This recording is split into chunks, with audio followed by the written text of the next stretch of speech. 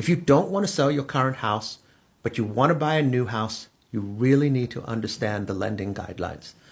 I'm a loan officer and I work with a lot of people that are in this situation. What they realize is the rate that they have on their current house, 2.5, 3, so low that it doesn't make sense for them to sell the house.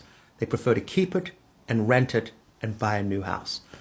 But the guidelines on qualifying for a second home, keeping an existing property and turning it into a rental are real specific. So there's 3 things you really need to know. The number one thing you're going to need to know in that situation is you're going to have to get a lease. That lease is going to have to reflect the new rent payment and at least 12 months that somebody's going to rent that house.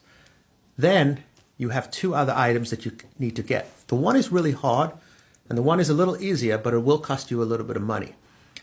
The hard one is the guidelines require that you collect 2 months rent before you can use that rent. Now this is really hard because if you're living in that house, how are you going to rent it? In theory, you would have to leave the house, rent it for 2 months, collect the rent, and then you could use the rent to offset the mortgage payment. This doesn't work for most people. The second is having the lender order a rent schedule. A rent schedule is where the appraiser goes out to the house. He doesn't assess the value of your current house, but he assesses the rentability of the house. And he will produce a document which is either called a 1007 or a 1025. This document with the lease can be used to offset the mortgage payment with the new rent.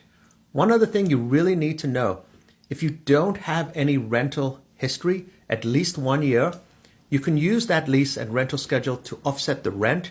But if there's extra money, and what I mean by that is if your mortgage payment is $1,500 and the rent is $2,500, you can't use that $1,000 to qualify unless you have rental experience. That means managing a property for at least a year.